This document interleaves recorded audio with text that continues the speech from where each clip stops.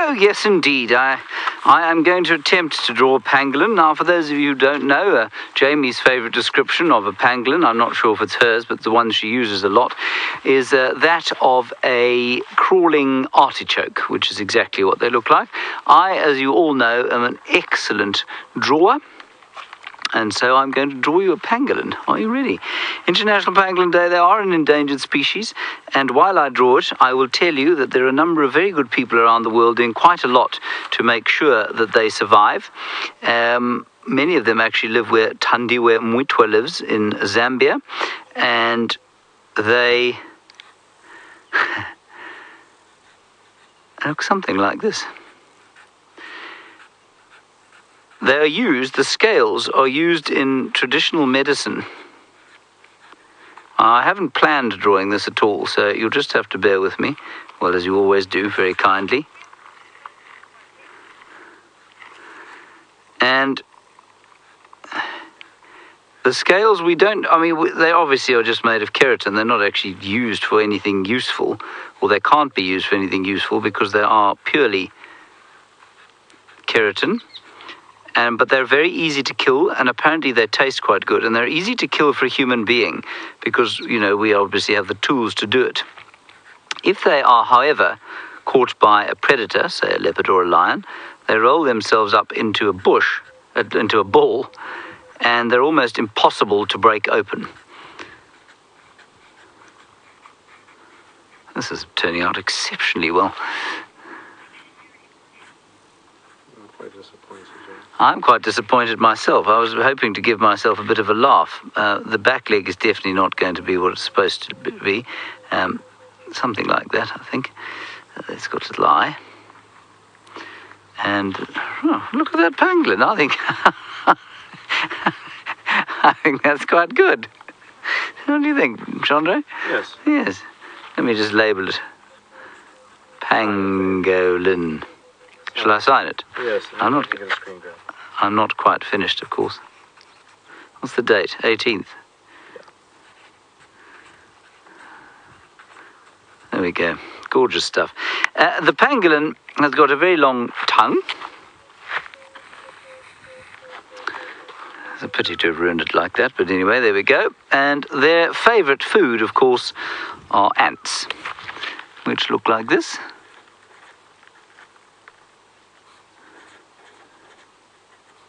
These ants are currently running away from this pangolin, but one of them has not managed to escape.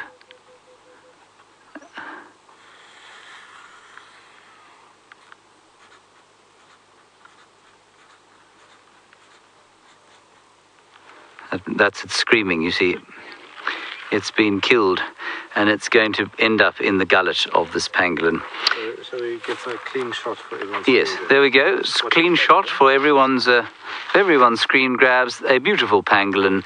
Now, I'm going to tell you a bit more about pangolins when you come back to us, but Brent Leo Smith has got a nice feathered friend he'd like to show you. I shall add to that and tell you more about it shortly. Everybody, I am another blank canvas, another shadow, which there shouldn't be there. Sorry about that. You're just going to have to deal with it, I think, this time around. Okay, what I wanted to show you, while I answer a few questions on the pangolin, this is a sort of dorsal view of the pangolin.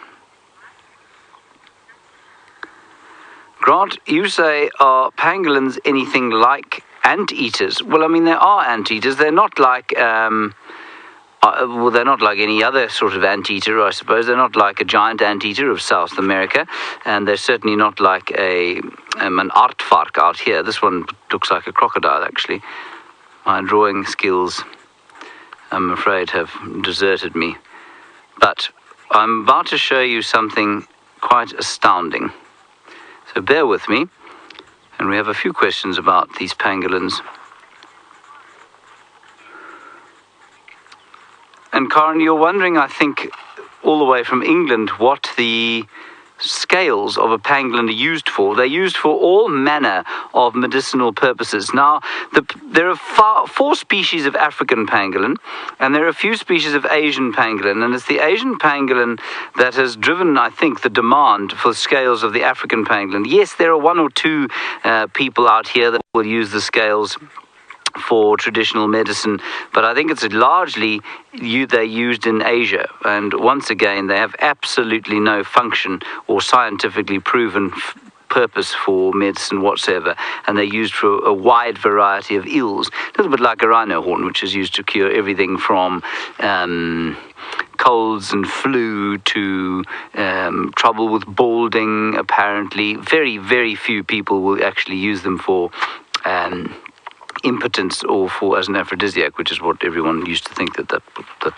they were used for. The tongue does this.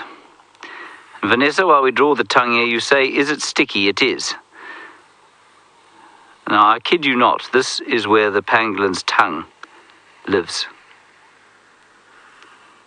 That is how long it is. It goes in underneath the scale, obviously not on the back, as Kirsten was saying. Kirsten's not being serious, of course. It goes in, same as yours does, but it extends all the way down the esophagus, then through its own sort of, past the rib cage, through its own entrance, I guess, and the muscle then extends out onto the back and around like that, so that it can push the tongue all the way out from the back, out of the mouth. It's the equivalent of having a tongue probably about, I'm going to say 3 feet in extent out of your mouth. So it sticks 3 feet out of your mouth. It pulls it back in once it's covered in ants.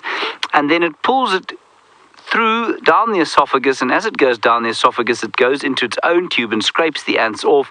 And they then go down into the stomach. But that's how long it is in relation to the pangolin's body, which I think is quite astounding. And it eats almost exclusively, formicid ants. Out here, about 15 species of them, and then termites sometimes, but it's largely ants out here.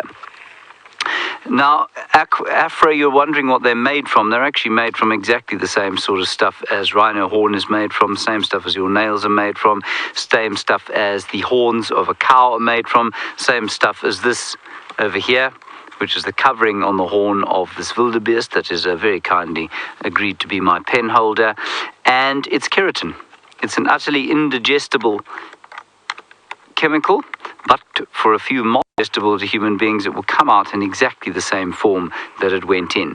And apparently they are prepared by frying them, cooking them up, doing various things, soaking them and all that sort of thing. Dropna, you're wondering... Swapna, you want to know if it is true that pangolins like to roll about in wildebeest dung. I've never heard that, and I've just read a fairly substantial account on pangolins. I've not heard that at all. So no, I don't think they necessarily like to do that. I'd love to know where you heard that, or where you perhaps read it. The other thing about the pangolin, which I think is very interesting, is that they become totally habituated to human beings very quickly. So if you can find them and the area that you're in is not full of predators that will try and eat them, such as lions and hyenas, then they will completely habituate and they'll actually crawl over your feet and just get on with life all around you. And one of them, or most of the research that's been done on the ground pangolin, which lives here, was done in the Sabi Sands during 1999 or around about that time, probably 97 to 99, by a chap called Jonathan Swart. And he followed 15 pangolins for about 14 months. Every single night, and so that's where we get a lot of the knowledge from, and they're totally easy to follow. Of course, there are some very interesting incidents where he describes ending up in a tree, not because of the pangolin, but because while he was following it, the pangolin came up to a lion or a hyena or something like that, and the pangolin rolled into a ball, and he had to go up the tree and try and sort of escape from being eaten, because of course you do not want to be on foot with a lion in the night, even if you are a very competent pangolin researcher. Right, well that's all I have to say about these particular pangolins. You're correct. The scales of my pangolin were correct in the first drawing. They're not correct in this drawing. They are facing completely the wrong way. You're absolutely correct. Thank you very much for pointing that out, Judy H. We don't watch this show for my art, really. I mean, as much as I'd like to think that we do. Anyway, Judy H., I have a surprise for you when you come back to us, because there was a plant that you asked me about. I promised I'd get back to you. I haven't done so yet. I will get back to you shortly. In the meantime, Taylor, I forget what she's doing. I think she's still with the lions.